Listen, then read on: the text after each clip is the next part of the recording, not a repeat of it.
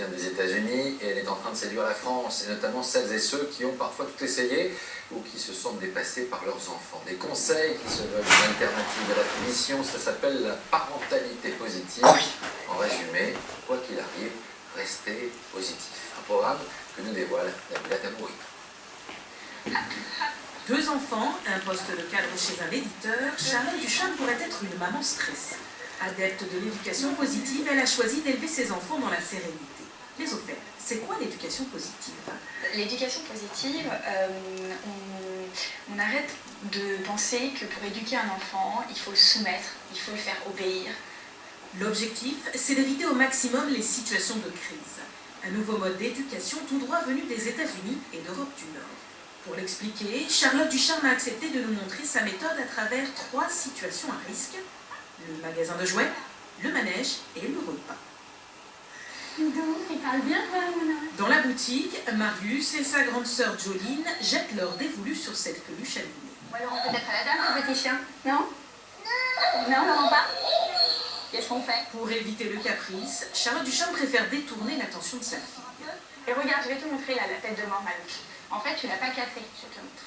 De temps en temps, juste lâcher un peu, pas être tout le temps sur l'enfant et dire rends tout de suite. Ça peut faire que les choses se passent plus doucement. Autre caprice, le manège. Comment gérer la colère de l'enfant qui réclame le tour supplémentaire? Je sais que tu le retiens un tour, mon ami. Je sais que tu es pas contente du tout. Punir ou gronder, c'est hors de question pour elle. Charlotte Ducharme préfère le dialogue. Au bout de 5 minutes, Jolene a déjà oublié son chagrin. On ferait combien de tours? 1000 tours, on ferait? J'ai enchaîné avec le rêve, aussi monter 1000 tours de manège.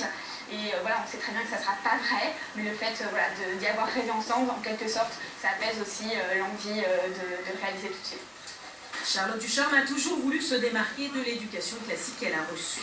Au quotidien, l'ambiance familiale serait plus sereine d'après elle. Les repas, par exemple, moment de stress dans beaucoup de familles. Si Marius ne veut pas manger, pas de cris ni de menaces, il y revient de lui-même un peu plus tard.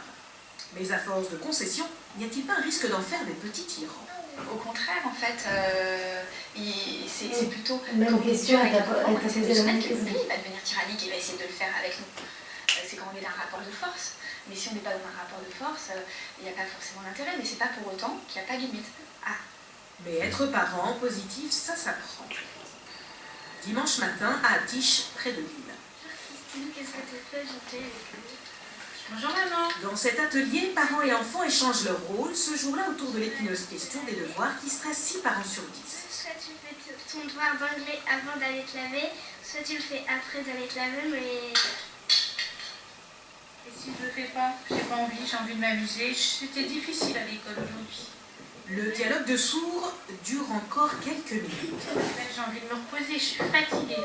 Thierry Letour, qui anime ses ateliers hebdomadaires, aide chacun à identifier les sources de stress. Pour l'enfant, cet atelier-là doit être aussi très enrichissant, dans le sens où ils comprennent les difficultés qu'on a aussi. J'ai envie de le gronder un peu.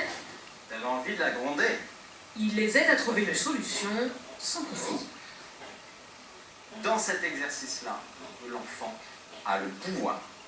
Et notre seul moyen pour le faire changer, c'est certainement pas en bras de fer, en conflit, mais c'est verbalement le préparer à changer de situation, à l'amener sur autre chose. Parce que c'est naturel de faire des enfants, c'est naturel d'être parent, or c'est 2 choses complètement différentes. Et il n'y a pas de honte à demander conseil. L'éducation positive serait-elle alors le nouveau dogme? Pas pour cette thérapeute familiale qui pose certaines limites. L'enfant a besoin absolument de conflit pour se construire. Il n'y a qu'à voir les enfants qui ne sont pas dans des relations avec des adultes, dans les cours de récréation, avec leurs copains. Je pense que l'éducation sans aucun conflit entre parents et enfants est une utopie. Il met beaucoup de pression sur les parents. Ne pas confondre parents positifs et parents idéal, c'est là toute la subtilité de cette nouvelle forme d'éducation.